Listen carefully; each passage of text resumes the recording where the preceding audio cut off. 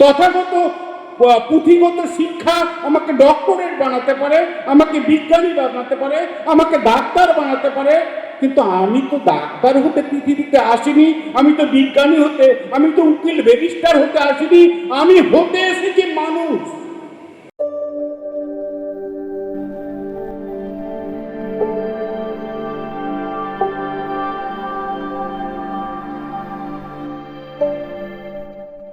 আমি আমার পরম আরাধ্য জীবন দেবতার আকুল চরণে আমার শত সহস্র কোটি প্রণাম নিবেদন। আমাদের বেদ, পুরাণ, বাইবেল, কোরআন, যত কিছু গ্রন্থ আছে না কেন, সব গ্রন্থের সমাহার, সব গ্রন্থের যে সারমর্ম, সেটা আমি খুঁজে পাই এই সত্যানুসরণের মধ্য দিয়ে। যে সত্যানুসরণ শত শত জীবজগতের কে মঙ্গলের অধিগমন করে নিয়ে যাচ্ছে। সৎ মানে যার অস্তিত্ব আছে, যার বিকাশ আছে, যার বৃদ্ধি আছে, সেই সৎ এবং রিয়াল তাকে অনুসরণ করাই সত্যানুসরণ। আমার এটা ছোট বুদ্ধিতে মনে হয়। সাহিত্য সম্বন্ধে অনেক কিছুই কথা শুনলাম, কিন্তু ঠাকুর যে গ্রন্থগুলি আমাদের জীবন চলনার জন্য দিয়ে গেলেন, ঠাকুর যে দু তিনটে বইয়ের কথা খুব গুরুত্ব দিয়ে বলেছেন, সত্যানুসরণ চলার সাথী, চলার সাথী, আমার জীবন পথে চলার সাথী। আপনারা দেখবেন একটা চোখ বন্ধ করে যখনই একটা সমাধানী সংকেত চলার সাথী থেকে খুলবেন, তখনই দেখবেন একটা সমাধানী সংকেত আছে যা আমাকে হিতে পর্যবসিত করে। সেই চলার সাথী, শাশ্বতী এবং সমৃদ্ধি, এই কয়েকটা বইয়ের কথা বলে গেলেন। এর মধ্যে যে শব্দগুলো আছে, যে ভাষাগুলো আছে, যে গুলো লুকায়িত আছে, সেগুলি প্রত্যেকটি আমাদের হিতের জন্য, আমাদের মঙ্গলের জন্য এবং আমাদের জীবন বৃদ্ধির জন্য। তাই ঠাকুর অনুকূলচন্দ্র আমাদের জীবন পথে চলার পাথেও এই সামান্য গ্রন্থ এবং সামান্য সাহিত্যের মধ্য দিয়ে, সামান্যের মধ্যেও অসামান্য সাহিত্যের মধ্যেই তিনি দিয়ে গেলেন। যে সাহিত্যিক, তাকে সবাই চেনেন, বিখ্যাত সাহিত্যিক বঙ্কিমচন্দ্র চট্টোপাধ্যায়, যার মেঘনাদ বধ গ্রন্থ, যার এত এত লেখা, যার ইংরেজি থেকে বাংলায় আবার লেখা, সব গ্রন্থের শেষে তিনি একটা প্রশ্ন নিজেকে করে বসলেন, এ জীবন লইয়া আমি কি করিব? তাহলে তাদের যে সাহিত্য, সেটা হিতে পর্যবসিত করতে পারেননি। আমাদের বিদ্যাসাগর, যার যে পরম শ্রদ্ধেয়, পরম পূজনীয়, কিন্তু তার সমাজ সেবাই বলেন, আর সমাজ সংস্কারেই বলেন, আর জনচেতনাই বলেন, তা কিন্তু গুরুকেন্দ্রিক বা আদর্শ কেন্দ্রিক ছিল না। তাই তার জীবনের যে পরবর্তী অংশ, পরবর্তী অধ্যায়গুলো আপনারা আমার থেকে বেশি জানবেন। আমি সুদূর থেকে এসেছি, আলিপুরদুয়ার থেকে, আপনারা মেদিনীপুরেই মানুষ, আপনারা মেদিনীপুরেই জানবেন তার পরবর্তী জীবনটা কিভাবে খসে গেল।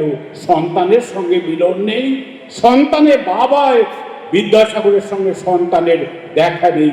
আদর্শ কেন্দ্রিক জীবন যদি না হয়, আদর্শ কেন্দ্রিক যদি সাহিত্য না হয়, আদর্শ কেন্দ্রিক যদি গুরু না থাকে, তাদের জীবন অতুল প্রসাদ, রজনীকান্ত সেন, এদের জীবনগুলি দেখবেন কেমন যেন পরবর্তী জীবনগুলো, তাহলে তাদের সাহিত্য আমার দেশের এবং আমার সমাজের এবং আমার পরিবার পরিজনের কি মঙ্গল করলো, এটা প্রশ্ন এসেই যায়। আর এই ছোট্ট কয়েকটি গ্রন্থ এবং ঠাকুরের যে গ্রন্থ, ঠাকুরের যে বাণী রাশি, সেটা কত জীবনমুখী, কতটা জীবন বৃদ্ধিকর, জীবন পথে চলার পথ প্রদর্শক। এটা আমরা যারা এখানে বসে আছি, আমরা কেউ প্রেমহীন নই, আমরা কেউ প্রেমহীন নই। আর যে গোটা পশ্চিমবঙ্গ যখন উত্তাল, যে ভোট ভোট ভোট করে আমরা তখন এখানে এসেছি ওই প্রভুর চরণতলে, প্রভুকে দেখে আমাদের সেই নববর্ষ উৎসবে গিতনি ধামে, গিতনির পুণ্য তীর্থ ধামে এসে আমরা মাথা নত করে ফেলেছি, দুনিয়ায় কি হয় হতে থাক। তাহলে আমরা কেউ কম প্রেমী নই। এখানে অধিষ্ঠিত প্রত্যেকটি মায়ের মধ্যে যে ভালোবাসা আছে, সেই ভালোবাসাকে যদি জড়ো করা যায়, গঙ্গা বয়ে যাবে, ভালোবাসার গঙ্গা বয়ে যাবে। তাহলে ভালোবাসা আমাদের মধ্যে আছে, প্রেম আমাদের মধ্যে আছে, ভক্তি আমাদের মধ্যে আছে। এটাকে জাগরিত করার জন্য, এটা কে আরোতর উন্নীত করার জন্য ঠাকুর চারণ কবির ভাষায় বললেন, ওরে কাঙাল, ওরে আতুর, ডাকছে জেনে দয়াল ঠাকুর। ওরে কাঙাল, ওরে আতুর, ডাকছে জেনে দয়াল ঠাকুর। সেই দয়ালের ডাকে সাড়া দিয়ে আপনারা যারা এখানে সমবেত হয়েছেন, রবীন্দ্রনাথের থেকে তো সাহিত্য কেউ, আজকে ভারতবর্ষের মধ্যে বাংলা সাহিত্যে প্রথম রবীন্দ্রনাথ ঠাকুর। রবীন্দ্রনাথ ঠাকুর তার প্রথম লেখায় লিখলেন গুরু এবং দীক্ষা সম্বন্ধে, গুরু এবং জীবনের দীক্ষার কোনো প্রয়োজন নেই। তখন যখন তার একটু একটু লেখার পূর্ণত্ব, লেখার গভীরত্ব বাড়ল, তখন তিনি বললেন, মরিতে চাহি না আমি সুন্দর ভুবনে, মানবের মাঝে আমি বাঁচিবারে চাই। তাহলে অনুভূতি তাকে কত উন্নীত করে তুলল। আবার শেষ সময়ে তিনি বললেন, যখন তিনি তার সন্তানকে হারালেন, তার স্ত্রী মৃণালিনীকে হারালেন, সবকিছু যখন তার শেষ, তখন তার অনুভূতি দিয়ে বললেন, আমার মাথা নত করে দাও হে তোমার চরণ ধুলার তরে। আমার মাথা নত করে দাও হে তোমার চরণ ধুলার তরে। আমরা সবাই আমাদের পরম পিতার কাছে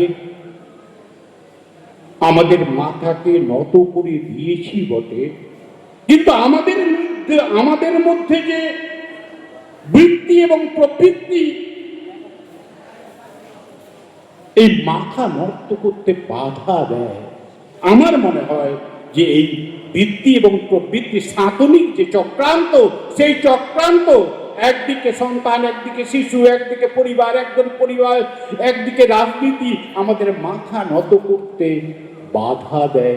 তাই সকল কিছু ভুলে আমাদের প্রতি প্রত্যেকের একান্ত চাহিদা হয়ে উঠুক এই পরম পিতা, এই জীবনেশ্বর। জীবনেশ্বরে জীবন সপিয়া দিতে হবে পরিচয়, তোমার ডঙ্কা হবে যে বাজাতে সকল শঙ্কা করিয়া জয়। সাহিত্য সম্বন্ধে আমরা অনেক কিছুই জানি, কিন্তু এই অনুভূতিটা বাড়বে কি করে?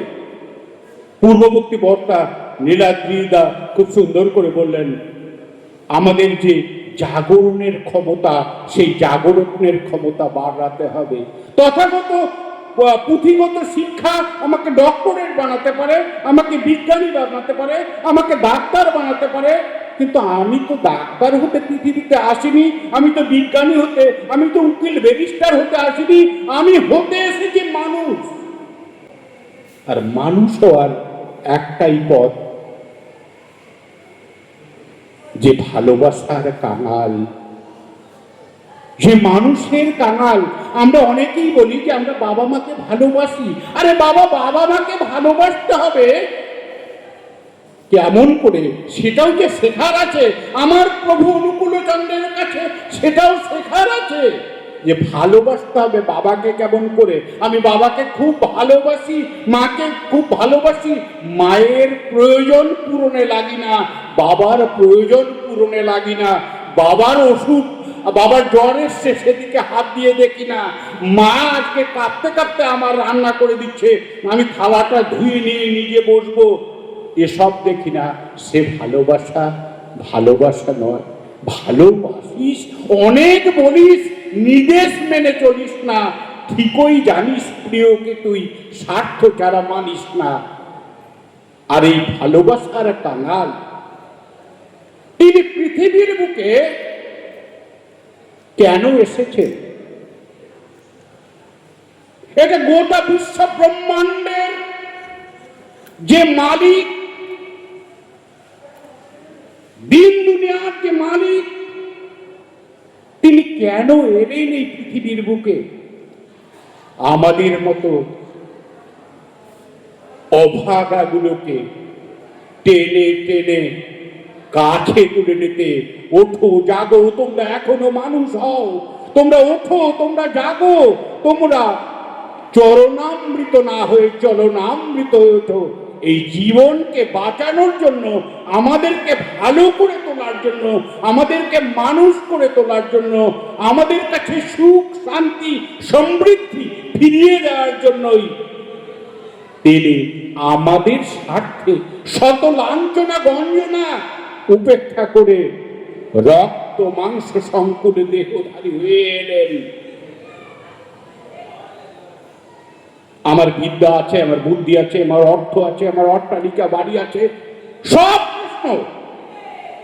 প্রশ্ন আমার অস্তিকা রহুক যুক্তি সরে, আমার কোনো যুক্তি কোনো কাজ করবে না। তোমার ব্রত করব পালন মরণ স্তব্ধ করে। যতদিন আমি বেঁচে থাকবো, যতদিন আমার এই দেহে এক বিন্দু রক্ত থাকবে, যতদিন আমার এই হৃৎপিণ্ডে একদিন একটা শ্বাস বইবে, ততদিন যেন তোমাকে আমি পালন করতে পারি। তোমার ব্রতই যেন আমার জীবনের একমাত্র হয়ে উঠে। ভুল করি, ভ্রান্তি করি, খাঁটি মানুষ আমি নই। আমার প্রত্যেকের ভিতরে গলদ আছে, কিন্তু এই গলদকে অমৃত করার জন্য যে চিরকাল আহ্বান করছে, এসো মানুষ, আমাকে মানুষ ভিক্ষা দাও, আমাকে মানুষ ভিক্ষা দাও, আমাকে মানুষ ভিক্ষা দাও। কে আছে এমন আর্য আত্মজ দরদি আমাকে মানুষ ভিক্ষা দেবে? এই মানুষ ভিক্ষারি যে তার ৮১টা বছর ধরে চোখের জলে ভালোবাসা দিয়ে, প্রেম দিয়ে আমাদের মানুষ করার জন্য সাধনা করে গেলেন। এই অমৃতময় মানুষটিকে আমরা যদি না বুঝি, আমরা যদি না জানি, আমরা যদি না অনুভব করি, আমরা যদি না মজ্জাগত করি, আমাদের চলায় বলায় করায় যদি তাকে আমরা মজ্জাগত করে তুলতে না পারি,